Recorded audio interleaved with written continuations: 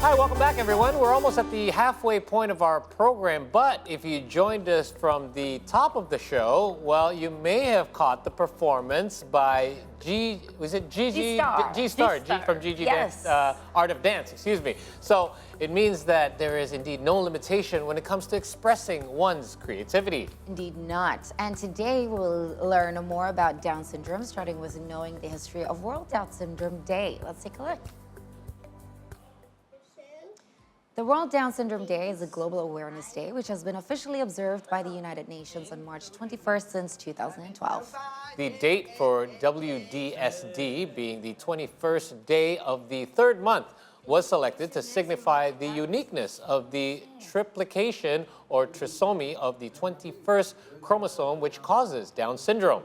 According to the Centers for Disease Control and Prevention, approximately 1 in every 772 babies in the United States is born with Down syndrome, making Down syndrome the most common chromosomal condition. On World Down Syndrome Day 2023, we call for people and organizations around the world to be with us, not for us.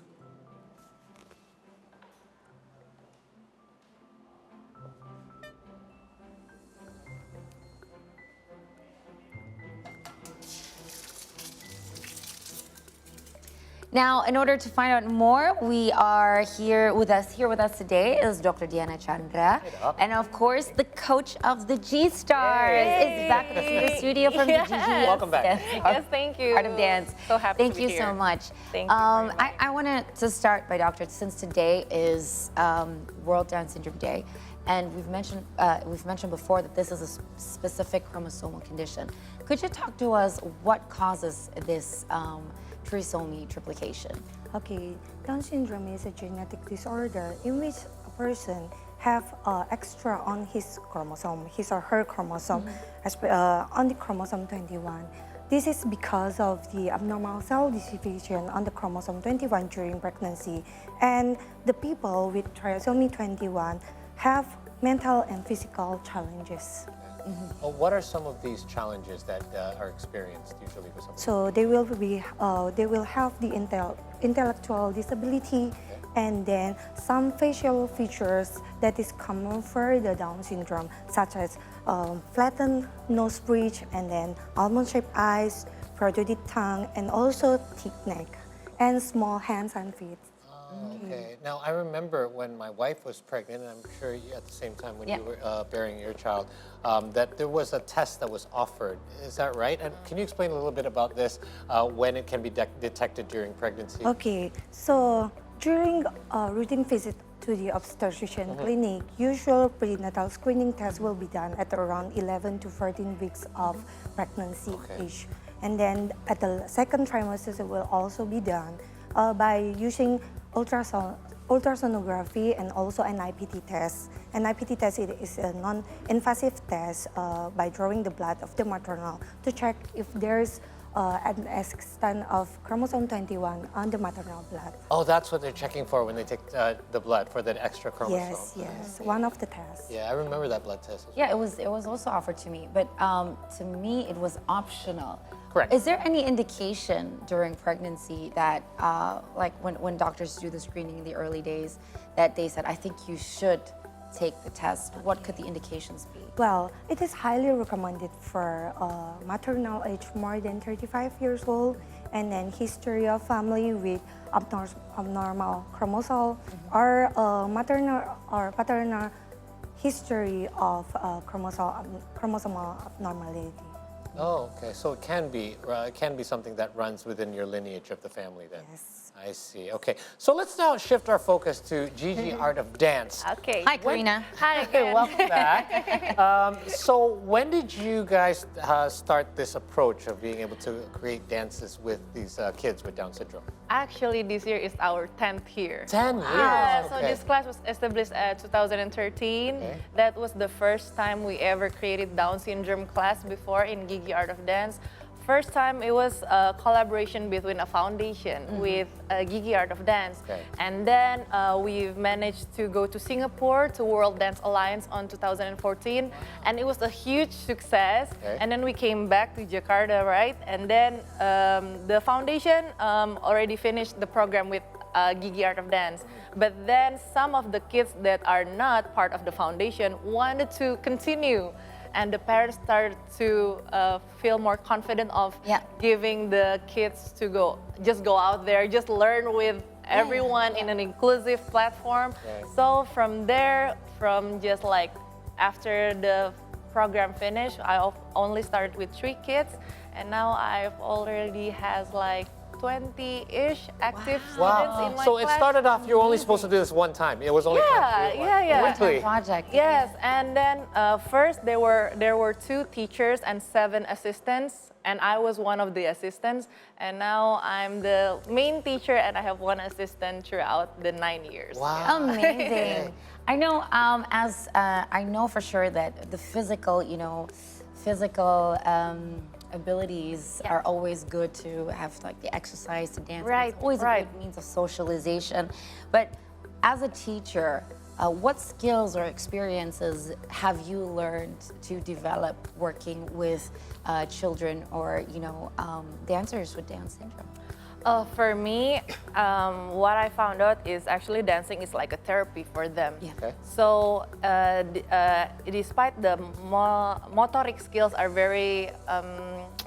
it's very advantageous for people with Down syndrome because they have more flexibility. And then even though they are named as intellectual disability, but with the dancing, we can prove everyone that we can break the boundaries, that Yep. they can learn and then they can memorize a 15-minute choreographies, and then we showcase it in Singapore at the Asian Youth Theater Festival, and being just one group of disability from Indonesia.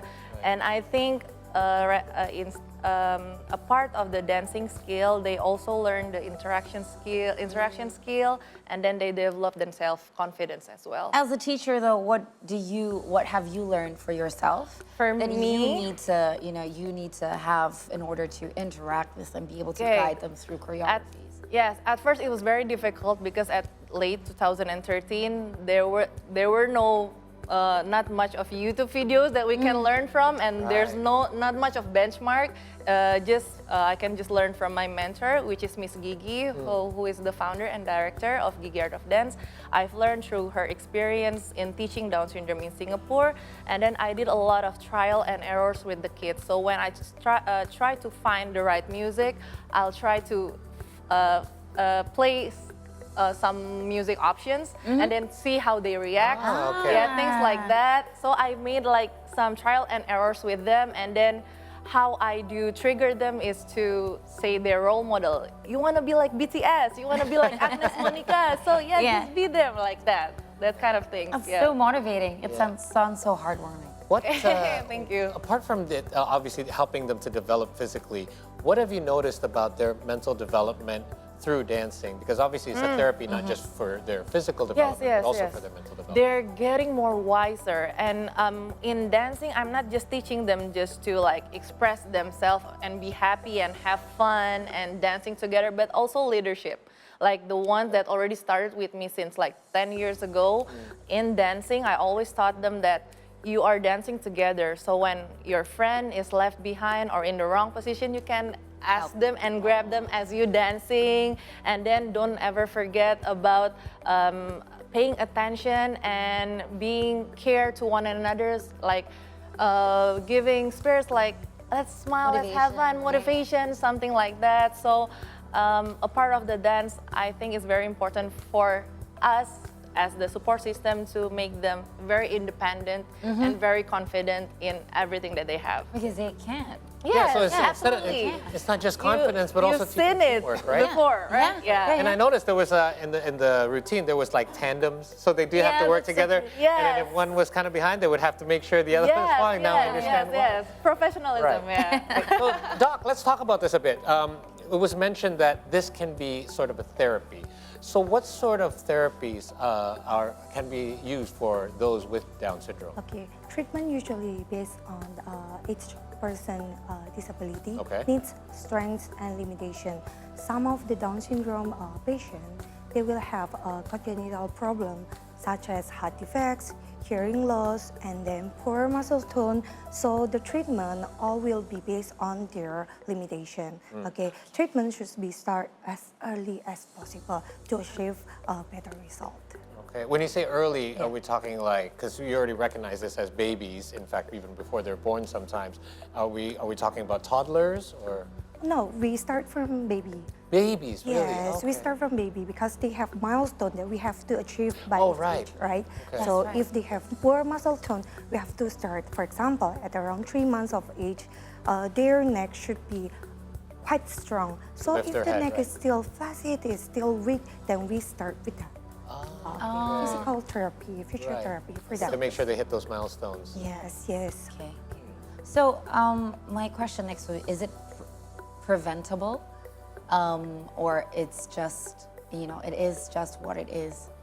Okay, it's no possible Yeah. prevention for that. Okay, but well, a routine checkup during pregnancy to the obstetrician will provide early diagnosis, Okay. early suspects, so we can interfere early. Okay. And we're talking about detection only gives you like yes or no, but you don't know the severity, right? Like Yes. severity you only realize after Yes, and as they yes. develop.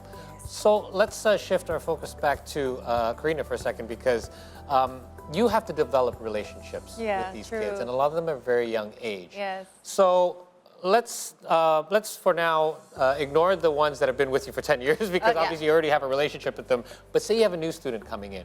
How do you earn their trust? How do you get them to kind of follow your lead? Because I noticed as well during the performance, our viewers may have only seen the performance, yeah. but during off camera, you're still kind of making sure that everything's going on point. You Yes. give them a lot of vocal kind of support as well. Yes. So how do you build that trust to get them to? Okay, first of all, I actually also talk with the parents or like the guardians. So I'm not a doctor. I'm just a dance teacher who experienced just a couple of years. So I want to make sure I treat the kid right. So I talk to the parents what they like, what they don't like, what should I not say, or Okay. what might intrigue them to do something that they are not comfortable. Right. So I talk to the parents or the guardians, and then I usually introduce myself, and then I'm not going to push them so hard in the first class because I had one kid that when first time he came to my class, he just want to stand there, doesn't want to follow my lead, just want to stand there in the class. For me, it's already an improvement, or it's already Good first step, at yeah, least, good right? for a first that they step. want to be there. And then that kid is actually a very great observer. So at the next rehearsal, he remembers all the blockings. Yeah. So he was already watching the entire He's already watching, like he's actually paying attention without doing anything. So every kid has their own like timing. So I really appreciate that, and I think like every kid has their own progress time. Like we cannot force them to do with our timing. And Right. as a teacher or as a parent, I always say that they need progress. So I'm not seeking for perfection as a Yeah. choreographer, Yeah. but I'm just seeking a development and growth from every one of them to take out their best potential, you know? I like that. I know. I like that. That's so encouraging. And how do you convince parents to be more patient in developing art skills? Because I know there are very ambitious parents. There are very ambitious parents. And that very shy parents as yeah. well. So Yeah. how is it communicating with the parents and also gaining the parents' trust? Because it's not just the kids' trust that you need, but the parents also need to trust you.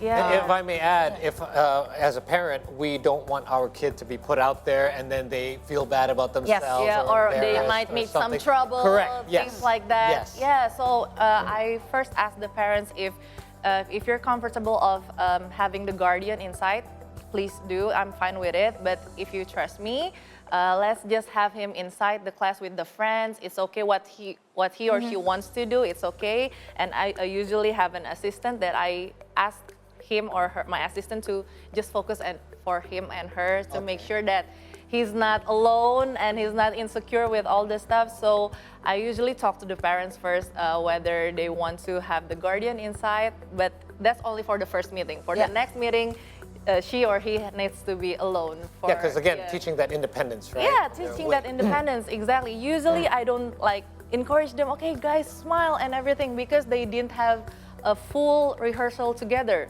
For one person, she only did that today in the studio. that right? Yes. Wow. Yes, that's right. So we just like has that routine for the fashion show. We just had today, full team in the studio. Wow, that's amazing. That can be created because of that one, I think, from the 10 years. So the energy that they give to each other, it's very like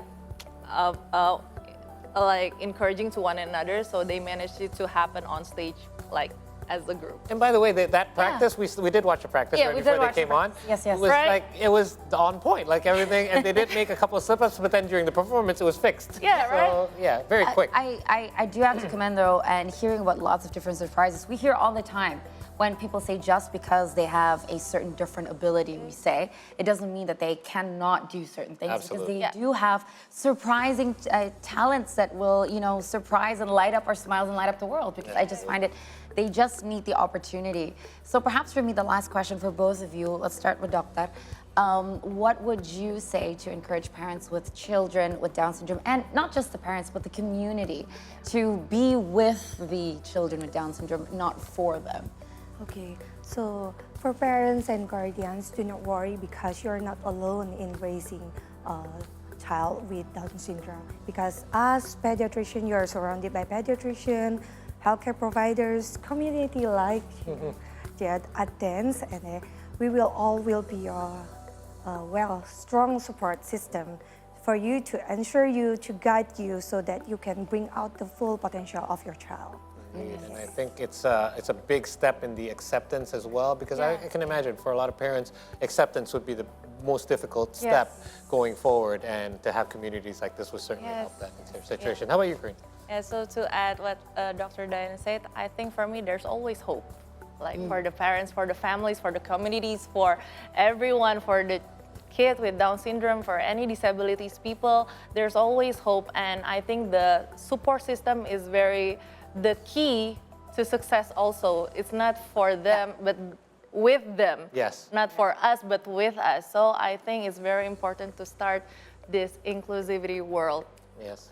surround us. And we're glad that you started it 10 years ago. We do hope that you continue it Thank as you, we appreciate it. obviously acknowledge World Down Syndrome Day. Dr. Diana Chandra, thank you so much for your time and more in-depth look at Down syndrome. And of course, Karina and Gigi Art of Dance, thank you Thank for you doing so what you do, much. and G-Star being so wonderful. Glad Yes. to have you guys back. All right, we got to take another short break here on the program, but in case you joined us late, well, too bad you missed a great performance, but we will recap some of our earlier stories from around the world when we return. The C Morning Show will be right back.